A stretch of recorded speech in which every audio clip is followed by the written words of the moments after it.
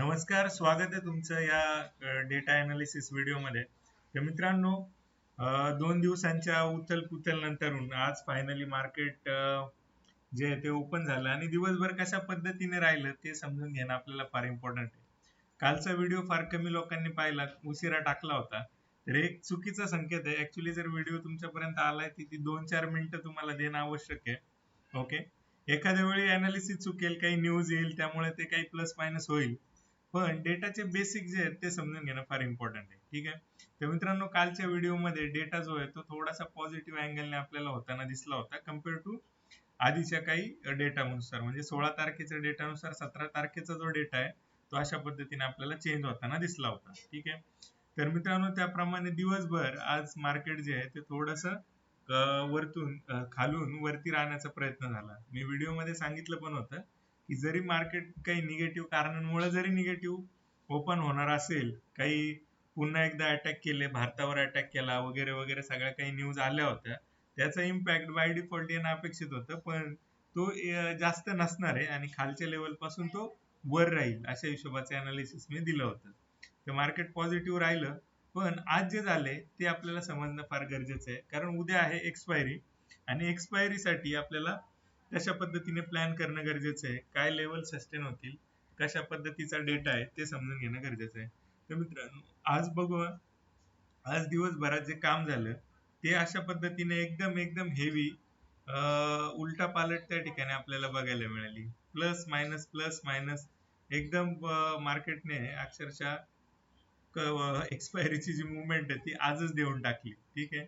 अशा हिशोबाचं जे मार्केट आहे ते फार विचित्र पद्धतीने आज वागलेलं आहे. ओपन झालं वरती, थोडस खाली त्या ठिकाणी गेलं, पुन्हा वरती, पुन्हा खाली. तर हे जे मॅनिप्युलेशन आहे हे आपल्याला कंटिन्युअस बघायला मिळालं.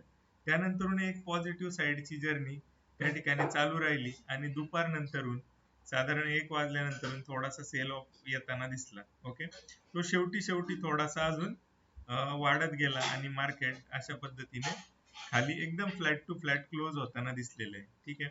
तर मित्रांनो, याचा काय इम्पॉर्टन्स आहे, मार्केट खाली राहण्यात मोठ्या लोकांचा काय फायदा असतो. ओके. तर ऑप्शन सेलर असतात मोठी लोक जे आहेत, प्रॅक्टिकली ऑप्शन सेलर असतात आणि ज्यावेळी सेलिंग करतात तर तो प्रीमियम जो आहे तो मिळणं आवश्यक आहे. आता आपण या ठिकाणी जाऊया, तुम्हाला मी विक्स गणित दाखवतो आणि मग तुम्हाला लक्षात येईल की हे अशा पद्धतीने का होतं. ठीक आहे.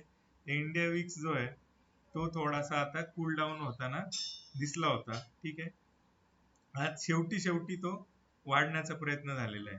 तो फेअर जो आहे तो पुन्हा एकदा हवी होताना दिसतोय. पण ओव्हरऑल जर बघाल तर 28 पासूनचा जो इंडिया विक्स आहे तो आता थोडा खाली येताना दिसतोय. राईट. तर आजचा दिवस जर सोडला तर ओव्हरऑल थोडीशी शांतता होती आणि मार्केटमध्ये जे प्रीमियम आहेत ते थोडेसे कमी होत चाललेले होते. ठीक आहे. तर बऱ्यापैकी प्रीमियम आज पण शिल्लक होते आणि उद्या पण ते शिल्लक आहेत. ठीक आहे. तर आपल्याला बघणं हे इम्पॉर्टंट आहे की मार्केट क्लोजिंग कुठल्या दिशेने देईल आणि कशा पद्धतीने देईल. आता तुम्हाला जो पॉइंट आहे एक्सपायरीचा तो थोडासा आपल्याला ह्या लेवलला येताना दिसतोय. ठीक आहे. तर ऑलमोस्ट 24,300 वगैरेची जी लेवल आहे तीच आपल्याला सस्टेन होताना दिसेल आणि त्याच्या आजूबाजूलाच कुठेतरी क्लोजिंग मिळण्याचे चान्सेस फार जास्त आहेत. ते डेटावरती आपल्याला कसं दिसतंय ते समजून घ्या. काल ज्या पोझिशन्स होत्या त्यानुसार आज थोड्याशा पॉझिटिव्ह साईडला पोझिशन्स वाढलेल्या आहेत मोठ्या रिटेलरच्या आणि ने ऑलमोस्ट आहे त्याच स्थितीत ते ठेवलेलं आहे.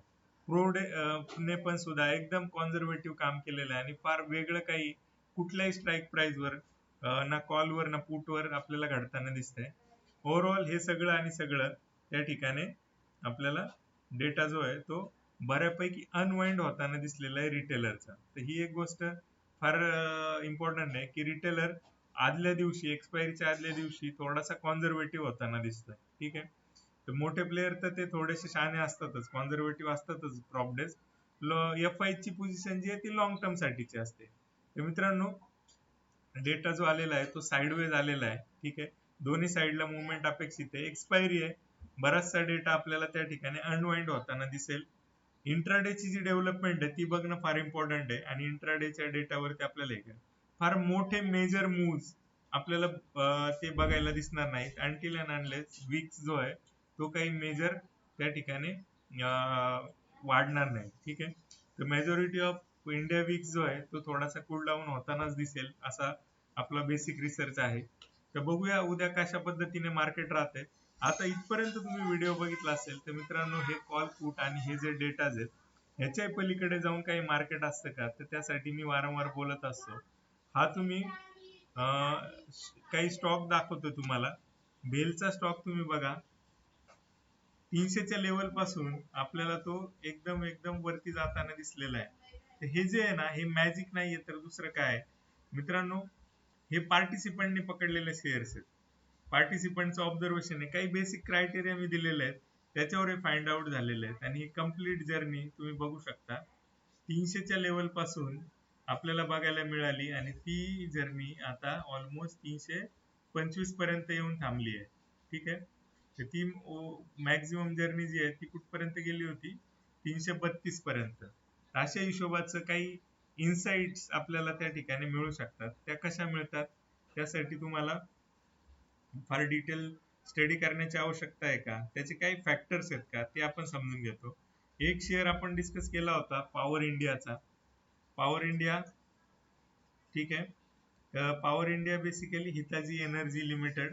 तर तुम्ही याची जर्नी बघाल तर तुम्ही अवाक व्हाल की अशा पद्धतीच्या जर्नी पण आपल्याला मिळू शकतात का. ठीक आहे. तर थोडासा मी त्याला अजून मोठा करतो. ओके.